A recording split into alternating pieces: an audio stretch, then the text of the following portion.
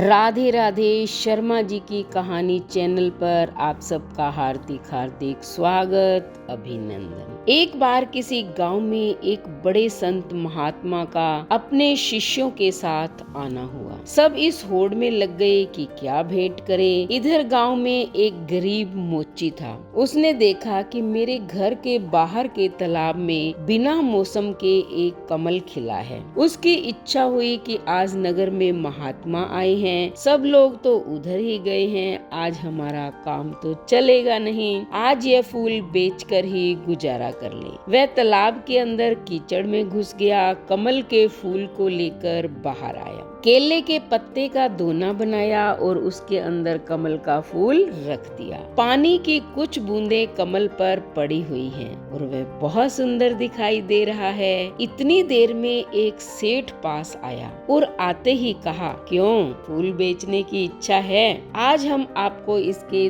2 चांदी के रुपए दे सकते हैं। अब उसने सोचा कि 1-2 आने का फूल इसके 2 रुपए दिए जा रहे हैं। वह तो आश्चर्य में पड़ गया।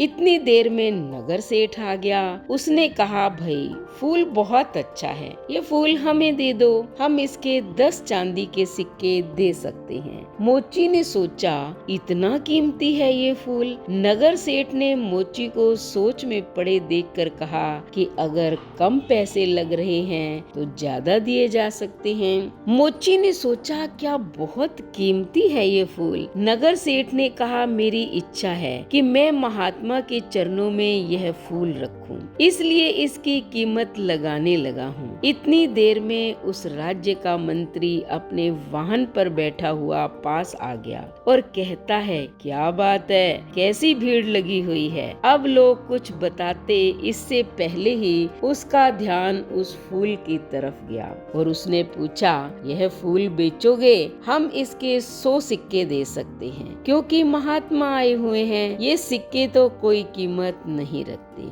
जब हम यह फूल लेकर जाएंगे तो सारे गांव में चर्चा तो होगी ही कि महात्मा ने केवल मंत्री का भेंट किया हुआ ही फूल स्वीकार किया। हमारी बहुत ज्यादा चर्चा होगी, इसलिए हमारी इच्छा है कि यह फूल हम भेंट करें। और कहते हैं कि थोड़ी देर के बाद राजा ने भी भीड़ को देखा। देखने के बाद वजीर से पूछा कि क्या बात है? वजीर ने बताया कि फूल का सौदा चल रहा है। राजा ने देखते ही कहा, इसको हमारी तरफ से 1000 चांदी के सिक्के भेंट करना, यह फूल हम लेना चाहते हैं। गरीब मोची ने कहा कि लोगे तो तब ना जब हम बेचेंगे, हम बेचना ही नहीं चाहते।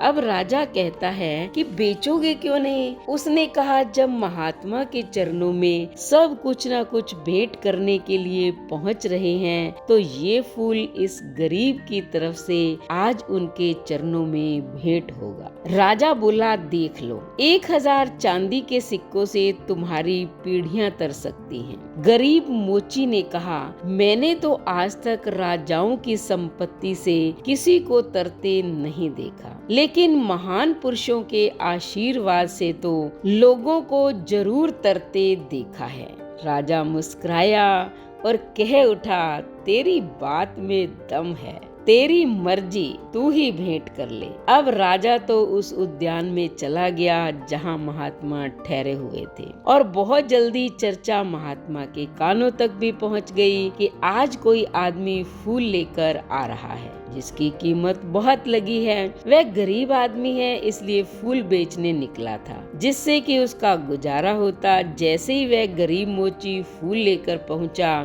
तो शिष्यों ने महात्मा से कहा कि यह वही व्यक्ति है जो आ गया है। लोग एकदम सामने से हट गए। महात्मा ने उसकी तरफ देखा। मोची फूल लेकर जैसे ही पहुंचा, उसकी आंखों में से आंसू बरसने लगे। कुछ बूंदें तो पानी की कमल पर पहले से ही थी, कुछ उसके आंसुओं के रूप में ठिठक गई कमल पर। रोते हुए उसने कहा, सबने बहुत बहुत कीमती चीजें आपके चरणों में भेंट की होंगी, लेकिन इस गरीब के पास यह कमल का फूल और जन्म जन्मांतरों के पाप, जो पाप मैंने किए हैं उनके आंसू आंखों में भरे पड़े हैं, उनको आज आपके चरणों में चढ़ाने आया हूँ। मेरा ये फूल और मेरे आंसू भी स्वीकार करो। महात्मा के चरणों में फूल रख दिया।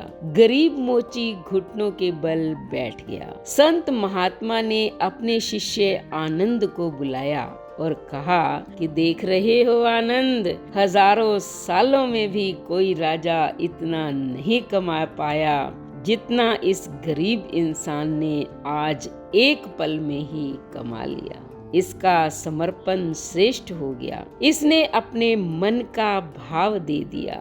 एकमात्र ये मन का भाव ही है जिससे हम ईश्वर की कृपा प्राप्त कर सकते हैं। उस कृपा के आगे त्रिलोकी का सामान भी कोई अहमियत नहीं रखता।